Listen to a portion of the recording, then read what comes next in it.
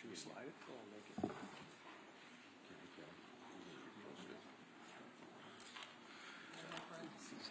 Well, good morning, everyone.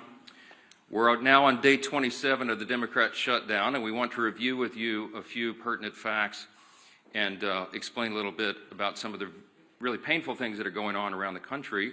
We're delighted to be joined by our dear friend, Kelly Loeffler, former U.S. Senator and now the leader of the U.S. Small Business Administration, and she can speak specifically to some of the great hardships that are being felt by the people who provide jobs now around this country. Day 27 means it's almost been a full month since the Democrats shut down the government. And as we near the end of this month, the pain being felt by so many hardworking people around this country is very real, and it gets worse with each passing day. Here's some of the stats. Last week, 1.4 million federal workers missed a full paycheck. Now, you know, many of them are furloughed, and many more are deemed essential workers, those who are essential, for example, to keep the country safe. TSA agents we've discussed, and air traffic controllers and border patrol, and of course our troops. But so many of them now are going without pay. The families of military service members and the air traffic controllers and so many of these others are now at very real risk of missing the paycheck at the end of this month. The Trump administration has done everything possible to bend over backwards to try to find sources of funding within the federal government to be able to cover the bases, but it is getting more and more challenging with each day. Now, every Republican in Congress wants to stop this madness desperately. And we have voted many times, over a dozen times, collectively 13 times, to reopen the government, to keep it open and reopen it once the Democrats closed it. But here's the very simple and important fact that no one should forget. We have no ability. Republicans do not have the ability to do this on our own. It's a simple math problem. We need Democrats to help. You need 60 votes in the Senate. We only have 53 Republicans. The Democrats are the ones voting repeatedly to shut down the government.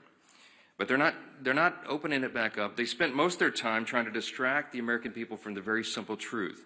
So it brought you a little visual aid here to just remind everybody what the simple facts are. 4 simple facts here. The Democrats are required to open the government. They keep saying Republicans are in charge of government. We aren't, not in the Senate. 60 votes control the Senate, not a bare majority. And so point number 1, Democrat votes are required to open the government. Point number 2, they refuse to do it. They have now voted 12 times to keep the government closed. And they'll have another chance today or tomorrow, maybe multiple times this week, and we'll see what they do. Now, the third point is very important because they've been trying to confuse the American people. They've tried to say this is a fight about health care or this or that or any other thing, and it's very simple. They put this on paper. They made this their demand in writing in the record of the Senate, and it has not changed. These are just 4 subpoints there under fact number 3, but there's many more. But among the things they're demanding, this is what the Democrats in the Senate are demanding to reopen the government. They want to give $200 billion in health benefits to illegal aliens and non-citizens, paid for by U.S. taxpayers. That is in their proposal. They want billions in wasteful programs to be returned to foreign countries. So we stop these things. They want to turn it all back on. They're demanding that we do all that to get the government open for hardworking Americans again. They want to give $500 million to left-leaning news organizations, and they want to cut $50 billion from rural hospitals. We will not do those things, and they know that very well. Which leads us to point number 4. The Democrats have now openly admitted, and you all had to cover it last week, that they're using the pain of the American people as their leverage. That was the number 2 ranked Democrat in the House, the Democrat, the minority whip, who said that, acknowledged it in an interview, that this is leverage. And Chuck Schumer himself boasted that every day of the shutdown gets better for us. That's his now infamous quote that he wishes he had not said out loud. But you know what they're doing and why. Why are they demanding these things? Why is point number 3 so essential to them? Why would they do this? Because it's unprecedented, as we've noticed, and reminded you all, they voted for CRs every time it was possible in their lives, as recently as March of this year. But they're doing it to appease their far-left Marxist base. That's the headline. That's why. That's why we're all in this mess. That's why the American people are suffering pain, because the Democrats are more afraid of the Marxists in their base than they are of hardworking Americans. See, they've made an evaluation that they have to appease the Marxist base. that they're so concerned that they'll lose their jobs if they don't appease the far left in their party. And they sat in a back room and they made the calculation that they would rather shut the government down and impose all this pain on the American people because they believe the Marxists, the far left and the base, are more active than hardworking Americans, people who go vote. And so they made the calculation that it's worth it to them. Every day gets better for us. We'll use the pain as leverage. For what? To prove to the far left base that they won't give in, that they'll fight Trump and fight the Republicans. What are they fighting? It's a clean CR. It's the same level of funding that they have voted for as recently as earlier this year. They are Biden-level policies and spending. This is not some Republican wish list. We don't have any of our priorities in this at all. It's the Democrats' own product. But they have decided to flip the script this time because they were getting too much heat from the far left. The facts are so simple. And I'll give you Exhibit B as to why this is so true. On Friday, there was a little bit of a seismic shift in politics. All of you noticed it over the weekend. We saw our clearest sign yet that this radical insurgent movement in the Democrat Party is succeeding. And they are ending what has always been known as the Democrat Party in America. After a months-long pressure campaign from the far left, House Minority Leader Hakeem Jeffries finally relented. He gave in, and he gave his endorsement to the socialist running to be mayor of New York City. The House Democrats have chosen a side. They were forced to by that far left that they're so terrified of, and they've shown the world what they really believe. There is no longer a place for centrists and moderates in their party. The candidate that they have endorsed, Mamdani, is somebody who we've talked about a lot from this podium. He sympathized with Hamas and openly embraced anti-Semitic language. He has called to, quote, seize the means of production because he is a Marxist.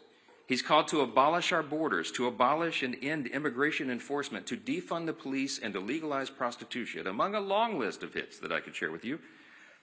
Zoran Mamdani is expected to take the helm of one of the most important cities in the world and the largest city in America.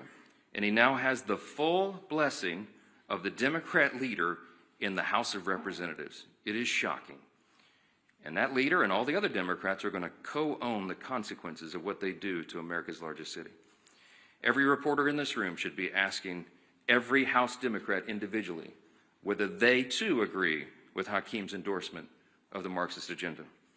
It's an extraordinary moment in the history of American politics, as this is not the kind of history that we need to be making.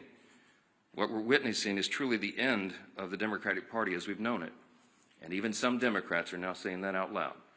You can see it in their interviews. I watched one last night. All this is directly related to the Democrats' shutdown show. Why?